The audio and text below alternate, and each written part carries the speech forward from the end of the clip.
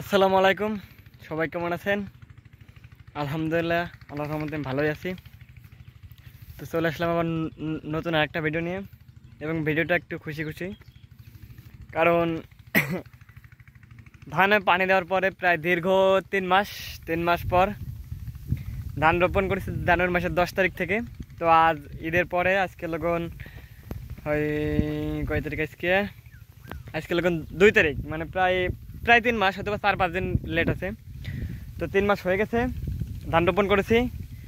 তো ধান আর 1 মাস থাকবে বিলে, মানে যদি আল্লাহ রহমত থাকে 1 মাস পরে ইনশাল্লাহ, আল্লাহ রহমত ইনশাল্লাহ ধান বাসায় উঠবে, ঘরে উঠবে, মানে কৃষকের মুখে হাসি ফুটবে। এখনও প্রায় লাগুন আধা হাসি ফুটেছে, যখনই আর কি ধানটা ঘরে উঠবে তখন ফুল হাসি ফুটে যাবে।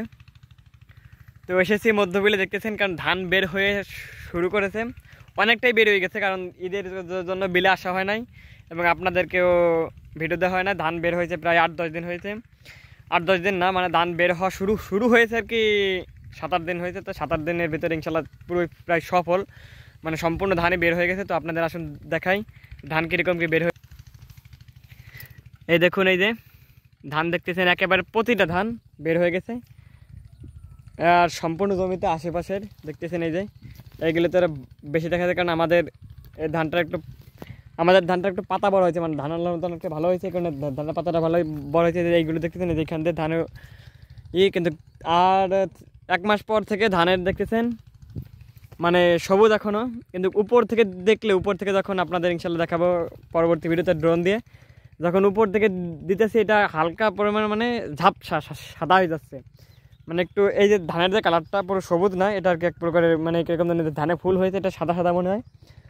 তো এটাই লাগতেছে। তো এখন এরকম সময় এই টাইমটাতে খেয়াল রাখতে হবে যাতে জমিতে পানির শূন্যতা না হয়। দেখতেছেন আমার ওই যে মোটর চলতেছে, আমার মোটর চলতেছে ঠিক মতন, মানে পানি ঈদের আগে ঈদের আগে 2 দিন আগে পানি দিয়ে গেছি। আমি ওই সময় আসি নাই, ছোটো ব্যস্ত পানি দিতে, ওইখানে আমি আর আসিনি, আর আপনাদের দেখায় না ধান। তো পানি যেদিন ছোটো ভাই দিছে, আর এখন মেইন টাইম, এখন ধানের এখন পুষ্ট, মানে ধান এখন পুষ্ট হবে, এখন সম্পূর্ণ পানি দিয়ে রাখতে হবে যাতে ধানটা পরিপূর্ণভাবে পুষ্ট হয়।